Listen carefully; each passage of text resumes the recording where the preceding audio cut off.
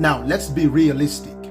God cannot stop Israel from bombing the Palestinians, and God cannot save the Palestinians from the bombs of the Israelites. So far in this conflict, 1,400 Israelites have died, mostly civilians.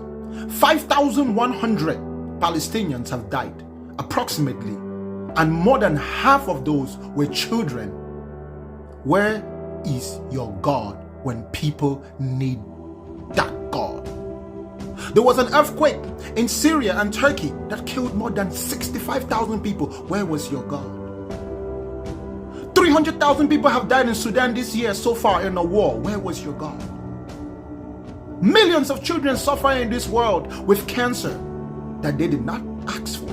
Where is your God?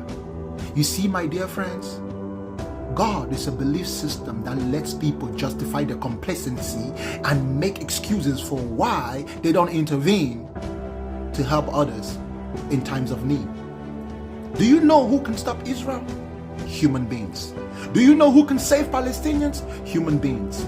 When are we going to be realistic enough to understand that the belief system that governed our mentalities back in times past, those belief systems have become as uncivilized as the basic lack of hygiene in the old days?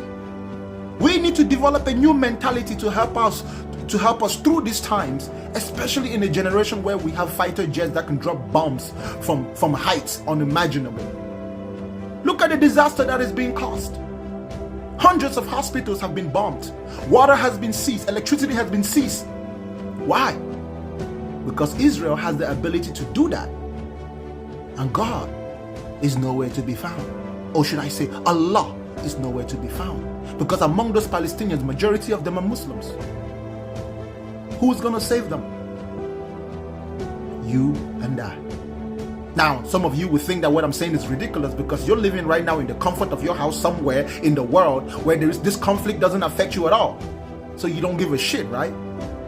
That's how it always is. You know what, dear friend?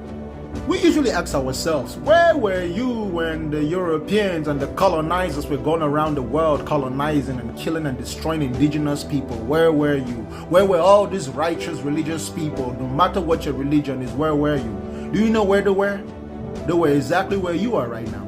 In their house, drinking tea, enjoying themselves because it did not affect them. Unfortunately, we live in a world where we can just mostly only talk. Even me, right now, what am I doing? I'm just talking, right? It's not like I'm going to go to Israel and going to stop all that stuff that's happening there. Now, given the opportunity, will I act upon it? That's the world. That's what it's become. We talk about other people's pain because honestly, it probably doesn't affect us directly. So we form these belief systems and find ways to rationalize this evil. And when we are in the position to do better, we don't do better. Because you want to know what? If you attack any European country, they will do exactly what Israel is doing. Right? If you come to their country and you kill their children, they will come to your country and kill your children. Despite the fact that they believe in God. We need to become civilized. If you want to believe in anything, let's believe that we can have a conversation among ourselves as human beings and come to a unanimous conclusion that it's not okay to kill each other. That we can solve our problems without violence. That even when some of us have been violent, we don't retaliate by killing children. Come on now.